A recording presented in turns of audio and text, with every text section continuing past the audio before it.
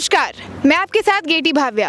तो जैसा कि मेरी सहयोगी प्रज्ञा झा ने आपको अभी हिम्स हॉस्पिटल के बारे में बहुत सी जानकारी दी, तो उसी हिम्स हॉस्पिटल की सीनियर डॉक्टर पूजा हमारे साथ अभी मौजूद है।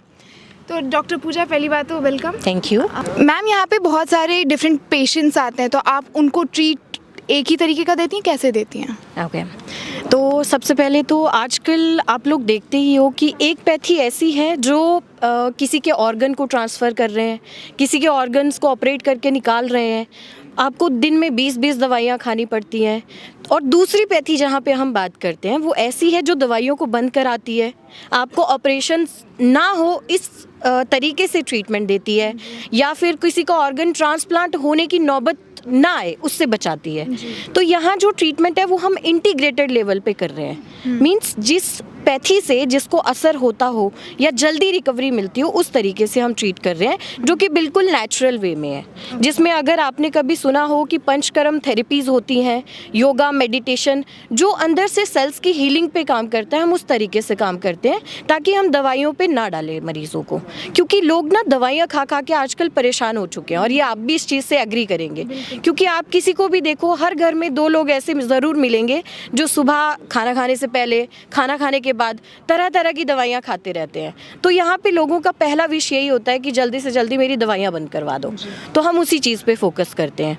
इसी चीज़ पे फोकस करते हुए आज मैं आपको एक पेशेंट से भी मिलवाती हूँ जो हमारे पास आए थे। CA सर्विक्स, 8 साल पहले उनको डायग्नोज हुआ था कैंसर सर्विक्स का, जो फीमेल का एक पार्ट होता है, तो वहाँ का कैंसर डायग्नोज हुआ था।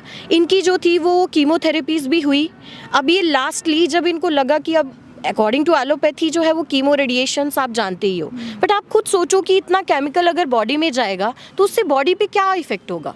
इट मीन्स 80% चांसेस होते हैं कि एक जगह का कैंसर जो है वो पूरी बॉडी में फैलना शुरू कर देता है। यही कुछ इनके साथ भी हुआ।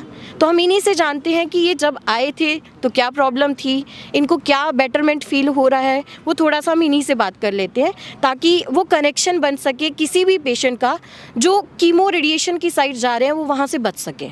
तो ये हमारे साथ पेशेंट हैं। Welcome ma'am. नमस्ते मैम, आपको क्या तकलीफ़ थी, मतलब जब आप एलोपैथी में ट्रीट करवा रही थी अपना? मैडम, मैं बोलूँगा इनकी तरफ से। इनका नाम लक्ष्मी है, हम आंध्र प्रदेश से आए हैं। 8 साल पहले इनको सर्वाइकल कैंसर हुआ था। तब हमने बेंगलुरु में इसका ट्रीटमेंट करवाया, रेडिएशन और कीमोथेरेपी का। और 8 साल 3 मंथ्स हुआ, अच्छा हुआ। Again, 1 month back, it has again came. So PET scan करवाया, so वो पूरा बॉडी में फैल गया था। तो फिर हमने सोचा ट्रीटमेंट बेकार है, इसलिए हमने BRC सर और मनीष सर का वीडियोस देखा, और उससे पता चला कि हम आयुर्वेदा और नेचुरोपैथी ट्रीटमेंट से इसका इलाज होगा। ये YouTube वीडियोस देखकर और इनसे बात हुआ फ़ोन से, तब हमने तय किया कि यहाँ आने का, ट्रीटमेंट लेने का।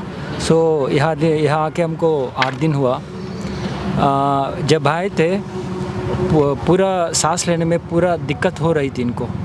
अब बेहतर फील कर रही है, कॉन्स्टिपेशन नहीं है, और भूख भी अच्छी लग रही है। वो इन्होंने पंचकर्म जो ट्रीटमेंट किया था वो बहुत अच्छा है, वो नंबर 1 ट्रीटमेंट है। इससे इतनी ठंड हम सह नहीं सकते, हमारे यहाँ इतनी ठंड नहीं है। इसके बावजूद भी इन्होंने ठंड सह लिया। मेरे को बहुत डर लग रहा था, कैसे सहेगी इतनी ठंड, मेरे को ही नहीं हो रहा था। पर 5 दिन के बाद बहुत अच्छा रिज़ल्ट आया। हमको बहुत कॉन्फिडेंस है इसके ट्रीटमेंट पर। सो हम इसके लिए मनीष सर, आचार्य मनीष जी को हमारा बहुत बहुत शुक्रिया इसके लिए। इतना अच्छा हॉस्पिटल खोला और लोगों को दवा मुक्त करवाने के लिए और नेचर की ओर आने के लिए उनका खुशी में उनका आभार रहा हूँ। तो जो आपकी कीमोथेरेपी हुई थी, तो उसके बाद आपको दोबारा से कहा गया, जैसे अभी रीअक्रेंस हुआ, दोबारा से हो गया, तो उसके बाद दोबारा से आपको कीमो और इसके लिए सजेस्ट किया गया? हाँ मैडम। ओके, तो जैसा कि आप देख सकते हो कि chemo, radiation, immunotherapy, target therapy, कोई भी अगर हम ऐसा ट्रीटमेंट ले रहे हैं तो उसका ये मतलब नहीं है कि वो परमानेंट अगर आपने कुछ टाइम करवाया तो चल जाएगा। स्टार्टिंग में यही होता है कि आपकी 6 साइकिल होंगे, 8 साइकिल होंगे, बट वो धीरे धीरे बढ़ता जाता है क्योंकि बीमारी बढ़ रही है। जैसे मैंने आपको पहले भी कहा कि 80% तो स्प्रेडिंग के चांसेस बढ़ ही जाते हैं। मेटास्टेसिस मतलब पूरी बॉडी में फैल जाना। अब जैसा इन्होंने भी बताया कि पहले सिर्फ सर्विक्स में था, अब धीरे धीरे वो पूरी बॉडी में फैल गया, तो ये कोई ट्रीटमेंट तो नहीं हुआ, बट लोगों को पेनफुल ट्रीटमेंट मैडम। हाँ, yes, very painful treatment, because chemo means chemical गया तो वो मल्टी ऑर्गन पे इफेक्ट करेगा ही करेगा, राइट। तो यहाँ पे जो ट्रीटमेंट होता है, अगर हम कैंसर सेल्स पे काम करें, बॉडी आपकी सेल से बनी हुई है, हमें सिर्फ सेल्स की हीलिंग पे काम करना है, तो यहाँ सिर्फ हम उस पे फोकस करते हैं। कोई सिम्टोमेटिक ट्रीटमेंट नहीं, हमें सिर्फ रूट पे काम करना होता है। तो अगर हम रूट पे काम कर रहे हैं तो ऑटोमेटिकली जो बॉडी में सिम्टम्स है वो खुद ही सबसाइड हो जाएंगे।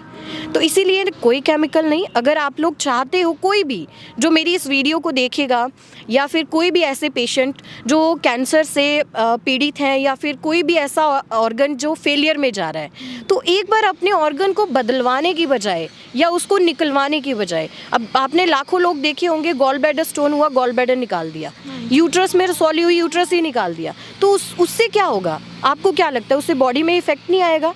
ऑब्वियसली आएगा। अगर वो बन के आया है ऑर्गन और आप निकाल रहे हो तो बीमारी तो आएगी आएगी।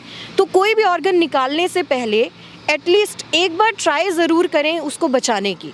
तो यहाँ पे उसी चीज़ पे काम किया जाता है कि आपके खुद के ऑर्गन को बचाया जा सके, और हमारा मेन जो तरीका है वो सिर्फ नेचुरल तरीका है। तो मैम, मतलब ये रिज़ल्ट जो देता है मोस्टली वो कितने परसेंटेज में आप दे सकते हैं कि ये कितने, मतलब आप गारंटी इस बात की दे सकते हैं कि कितने परसेंट की ठीक हो सकते हैं? एक्चुअल में देखो, गारंटी वर्ड मैं हेल्थ के लिए बिल्कुल यूज़ नहीं करूँगी, बिकॉज़ वो वैसे भी लीगल एक्शन हो सकता है किसी भी डॉक्टर के खिलाफ, तो गारंटी वर्ड यूज़ नहीं होता। बट अगर पेशेंट खुद ही फील कर रहा है, जैसा ये मैंने नहीं बताया, इन्होंने बताया, अब पेशेंट की भावना को पेशेंट खुद किसी को समझा सकता है, राइट। तो मैं किसी को ये नहीं बोल रही हूँ कि मैं 100% ठीक कर रही हूँ, वो खुद बोलेगा जिस दिन वो ठीक होगा। तो गारंटी नहीं होता, गारंटी वर्ड ही नहीं होता। बस ये है कि आपको पेशेंट को फिजिकली खुद ही फील हो जाता है कि मैं ठीक हो रहा हूँ। कुछ इन्वेस्टिगेशंस बता देती हैं। अब ऐसा नहीं है, जैसे इनका पेट सीटी हुआ होगा तो हम उसको रिपीट ज़रूर कराएंगे। हाँ, हम कोई भी अनवांटेड टेस्ट नहीं कराते। जैसा आपने देखा होगा, आप किसी हॉस्पिटल में गए, वहाँ पे क्या होता है, 10 टेस्ट लिख के दिए जाते हैं, वो 10 के बाद भी अगर क्लियर नहीं होता अगले 10 आ जाते हैं। तो हम वो करवाते हैं जिससे कुछ इनका फ़ायदा हो, इनको भी पता चले कि मैं ठीक हो रही हूँ। तो जैसे इनका पेट सीटी हुआ होगा, मैं इसको 3 महीने बाद ज़रूर रिपीट करवाऊँगी, तो उससे इनको खुद ही समझ में आ जाता है कि हाँ बेटर हुए हैं, क्या हुआ है, तो वो चेंजेस खुद ही दिख जाएंगे, तो मुझे गारंटी देनी नहीं पड़ेगी। तो जैसा कि आपने सुना हिम्स हॉस्पिटल की सीनियर डॉक्टर पूजा से और उनके मरीज से कि उन्होंने इस जर्नी में क्या सफ़र तय किया और क्या इसका असर हुआ। धन्यवाद। भाई राजीव दीक्षित जी के भारत को विश्व गुरु बनाने के सपने को पूरा करने के प्रयास में एशिया का पहला 1000 बेड का integrated hospital Shuddhigram HIIMS Delhi NCR Meerut में खुल चुका है। इसके अलावा चंडीगढ़, डेराबसी, नवी मुंबई, लखनऊ, गुरुग्राम, अमृतसर, दिल्ली, लुधियाना और देश के अन्य कई स्थानों पर भी हिम्स अपनी सेवाएं दे रहा है। हर kidney fail patient, liver patient और कैंसर के पेशेंट तक ये वीडियो पहुंचाकर आप भी इस मुहिम का हिस्सा बनिए।